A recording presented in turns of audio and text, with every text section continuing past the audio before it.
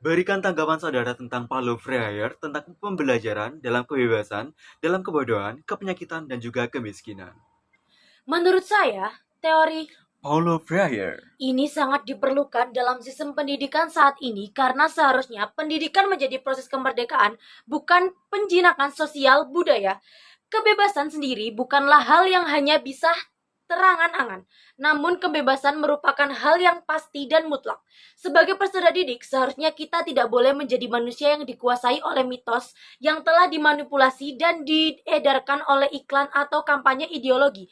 Karena tanpa disadari, kita akan menghilangkan kebebasan kita dalam memilih atau mengambil keputusan secara bebas dan hanya menerima hasil mentah-mentah dari hasil penafsiran penguasa atau kaum elit.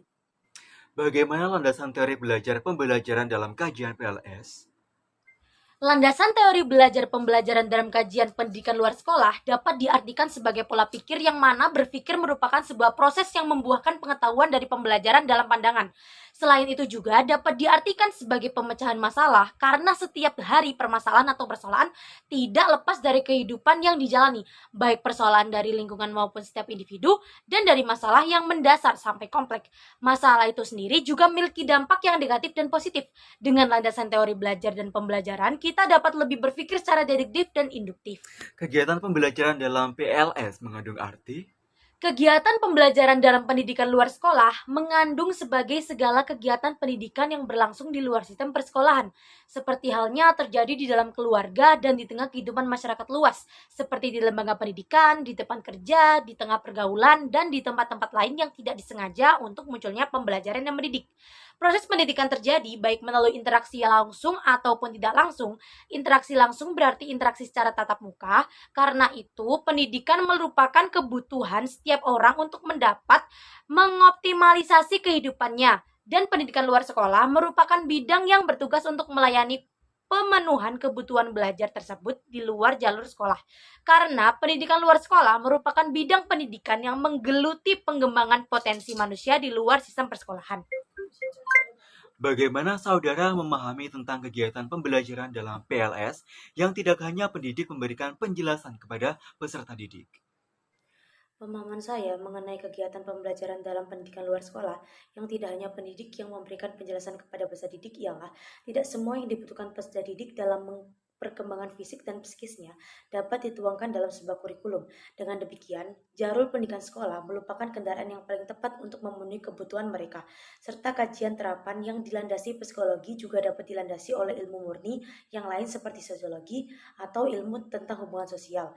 Dengan sosiologi, seseorang pendidik luar sekolah bisa memahami gejala-gejala, unsur-unsur, dan dinamika hubungan sosial manusia atau komunitas karena selain pendidik, peserta didik dapat memahami suatu kajian dari lingkungan sekitar maupun lingkungan luar. Keikutan peserta didik diwujudkan dalam 3 tahapan program, yaitu tahapan perencanaan, pelaksanaan, dan juga evaluasi. Jelaskan di mana letak peran peserta didik dalam 3 tahapan tersebut. Program peserta didik yang mewujudkan 3 tahap, yaitu perencanaan peserta didik yang mengharuskan peserta didik melakukan beberapa tahapan yang perlu dilakukan seperti analisis kebutuhan peserta didik, rekrutmen peserta didik, dan seleksi peserta didik. Yang kedua adalah pelaksanaan. Peserta didik harus melaksanakan kewajiban utama, yaitu proses belajar di kelas karena mengikuti proses pembelajaran menjadi syarat untuk kenaikan kelas dan kelulusan. 3 tahap terakhir adalah evaluasi. Peserta didik harus menjadikan ukuran yang dapat mempertanggungjawabkan penilaian keberhasilan proses belajar mengajar yang dilakukan oleh gurunya. Apakah proses belajar mengajar berlangsung secara efektif atau malah sebaliknya? Sebutkan dan berikan penjelasan belajar pembelajaran PLS yang Anda ketahui.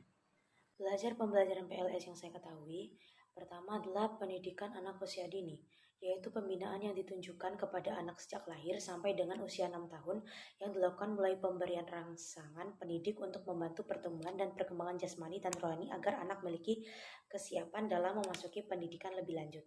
Yang kedua adalah pendidikan keaksaraan, yaitu bentuk layanan pendidikan nonformal bagi warga masyarakat buta aksara untuk belajar membaca, menulis, dan berhitung. Selanjutnya, pendidikan pelatihan merupakan penciptaan suatu lingkungan di mana sumber daya manusia dapat mempelajari sikap, kemampuan, keahlian, pengetahuan, dan perilaku yang berkaitan dengan pekerjaan mereka. Dan selanjutnya, pendidikan pemberdayaan merupakan suatu usaha dasar yang dilakukan dengan metode-metode struktur yang tujuan akhirnya mengembangkan dan mengajukan pendidikan itu sendiri agar sesuai dengan yang diharapkan dirinya sendiri pada masyarakat dan bangsa.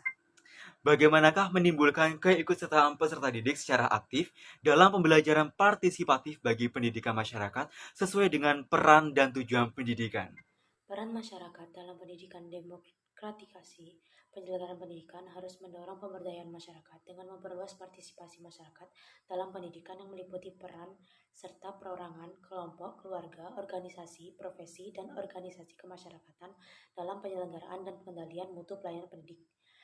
Dalam proses pengidentikan masalah dan potensi yang ada di masyarakat, pemilihan dan pengambilan keputusan tentang alternatif, solusi untuk mengurangi masalah, pelaksanaan upaya mengatasi masalah, dan keterlibatan masyarakat dalam proses mengevaluasi perubahan yang terjadi. Bagaimana proses pembelajaran yang dapat menyempurnakan proses belajar pembelajaran dalam pendidikan luar sekolah? Peran masyarakat dalam pendidikan demokratisasi penyelenggaraan pendidikan harus mendorong pemberdayaan masyarakat dengan memperluas partisipasi masyarakat dalam pendidikan yang meliputi peran serta perorangan, kelompok, keluarga, organisasi, profesi, dan organisasi kemasyarakatan dalam penyelenggaraan dan pengendalian mutu pelayanan pendidik. Dalam proses pengidentikan masalah dan potensi yang ada di masyarakat, pemilihan dan pengambilan keputusan tentang alternatif, solusi untuk mengurangi masalah, pelaksanaan upaya mengatasi masalah, dan keterlibatan masyarakat dalam proses mengevaluasi perubahan yang terjadi. Berikan penjelasan tentang prinsip belajar pembelajaran PLS yang dimana lebih mewujudkan pembelajaran yang aktif, inovatif, kreatif, dan juga menyenangkan. Sehingga peserta didik lebih memiliki keikutsertaan dan aktif dalam kegiatan pembelajaran. Yang pertama adalah aktif. Pembelajaran ini memungkinkan peserta didik berinteraksi secara aktif dengan lingkungan, memanipulasi objek-objek yang ada di dalamnya. Hal ini guru terlibat secara aktif baik dalam merancang, melaksanakan, dan mengevaluasi proses pembelajaran. Kedua, kreatif. Pembelajaran membangun kreativitas peserta didik dalam berinteraksi dengan lingkungan, bahan ajar, dan sesama peserta didik, utamanya dalam menghadapi tantangan atau tugas-tugas yang harus diselesaikan dalam pembelajaran. Yang ketiga, efektif. Efektivitas pembelajaran akan mendongkrak kualitas hasil pekerja peserta didik. Kemudian, menyenangkan. Pendidik diharapkan dapat menciptakan suasana pembelajaran yang menyenangkan dengan didukung lingkungan aman, bahan ajar relevan, menjamin bahwa belajar secara emosional adalah positif, yang pada umumnya hal itu terjadi ketika dilakukan bersama dengan orang lain sebagai dorongan dan selingan humor, serta istirahat dan jeda secara teratur. Kemudian adalah prinsip yang pertama mengalami. Peserta didik terlibat secara aktif baik fisik, mental maupun emosional. Kedua, komunikasi. Kegiatan pembelajaran memungkinkan terjadinya komunikasi antara guru dan peserta didik. Kemudian interaksi. Kegiatan pembelajarannya memungkinkan terjadinya interaksi multi arah. Lalu refleksi. Kegiatan pembelajarannya memungkinkan peserta didik memikirkan kembali apa yang telah dilakukan.